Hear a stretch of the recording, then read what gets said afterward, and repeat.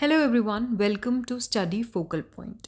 मेरा नाम है मानसी शर्मा और मैं आपके साथ डिस्कस करने वाली हूँ आज यूजीसी नेट सिलेबस जो पेपर 1 का रहता है।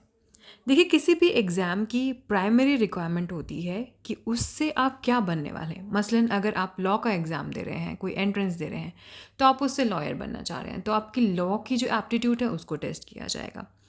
और अगर आप टीचिंग का दे रहे हैं तो आपकी टीचिंग एप्टीट्यूड को टेस्ट किया जाएगा। यानी उस पर्टिकुलर फील्ड में आपको किन किन चीज़ों की ज़रूरत पड़ेगी उसका एग्ज़ाम जो है वो लिया जाता है।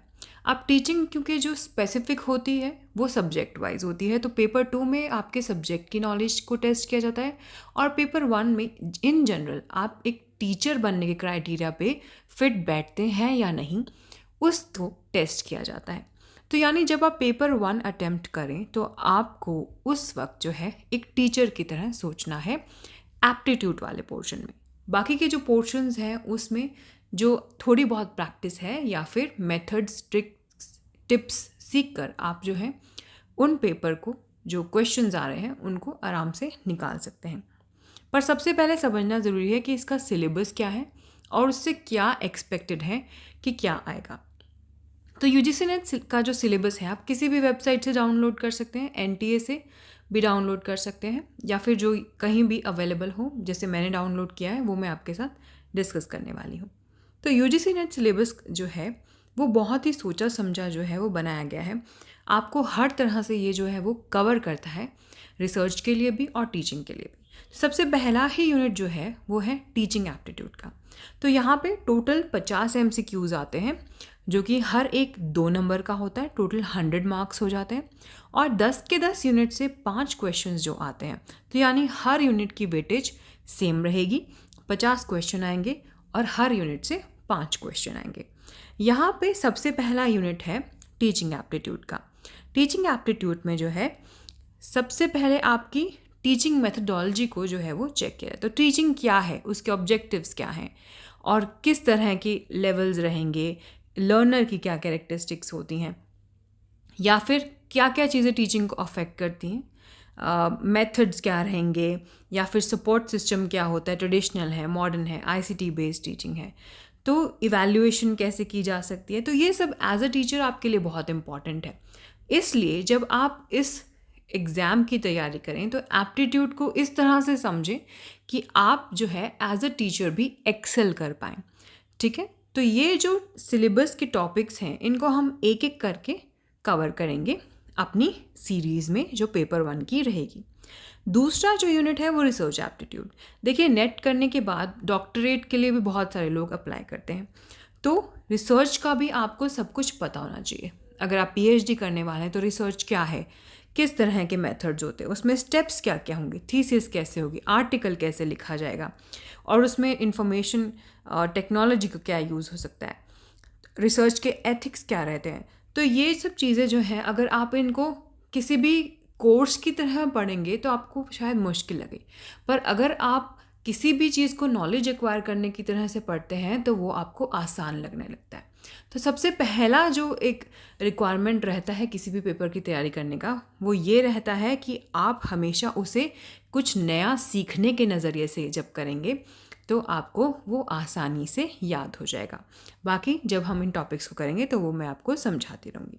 तीसरा यूनिट रहेगा कॉम्प्रिहेंशन का, जिसमें क्वेश्चंस दिए जाते हैं एक पैसेज पे बेस्ड, उस पैसेज में ही उसका आंसर होता है और वहीं से ढूंढना होता है। तो ये अगर आप प्रैक्टिस अच्छे से कर लेते हैं तो सबसे आसान पोर्शन है। 5 क्वेश्चन आपके कहीं भी नहीं जाएंगे। और इसको कैसे अटेम्प्ट करना है जब मैं इस यूनिट के साथ डील करूँगी आपको बताऊँगी। यूनिट 4 जो है वो है कम्युनिकेशन का। अब देखिए, एज अ टीचर कम्युनिकेशन आपके लिए बहुत ज़्यादा इम्पॉर्टेंट है, क्योंकि जब तक आप कम्युनिकेट नहीं कर पाएंगे आप एक अच्छे टीचर नहीं बन पाएंगे।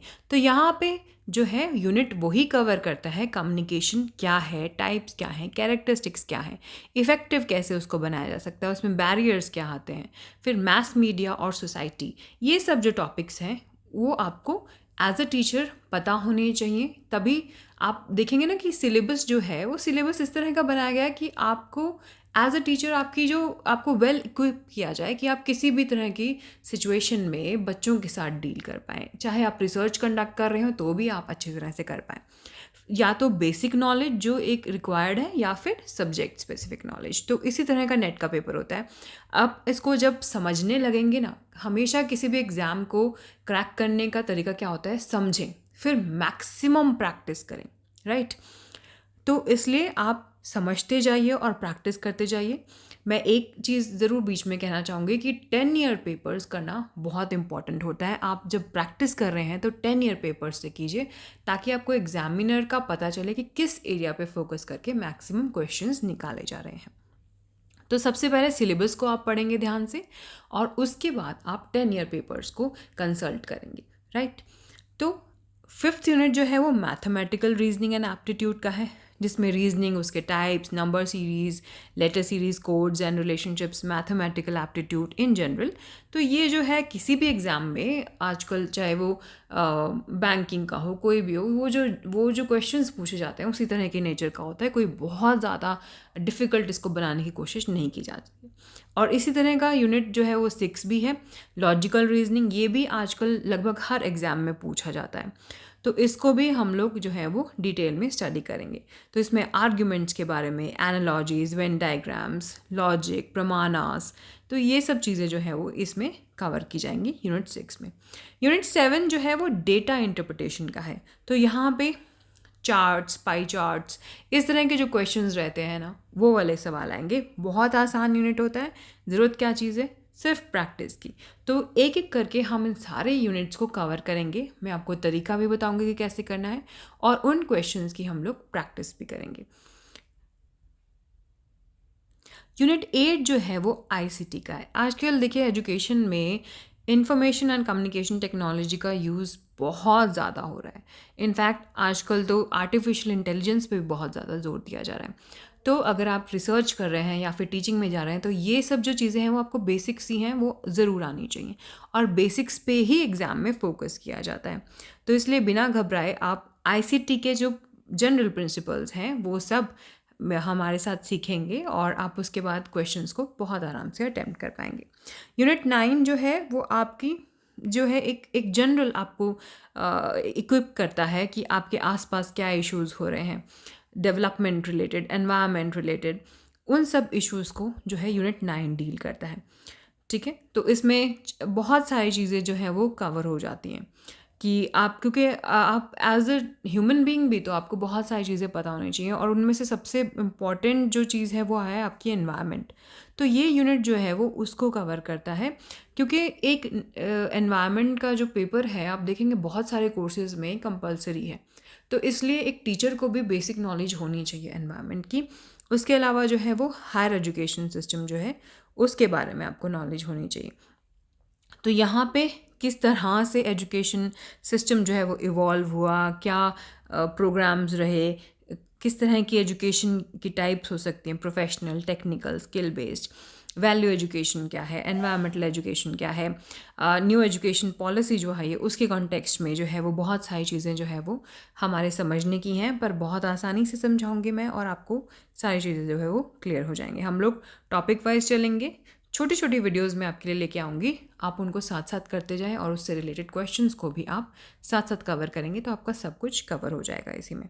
इसके अलावा जो इस यूनिट में है वो पॉलिसीज़, गवर्नेंस एंड एडमिनिस्ट्रेशन का भी जो है वो क्वेश्चंस आ जाते हैं, जिसको हम यूपीएससी की भाषा में या किसी भी और सरकारी एग्ज़ाम की भाषा में पॉलिटी बोल देते हैं। तो वो सारी चीज़ें भी जो हैं वो इसमें कवर हो जाएंगी।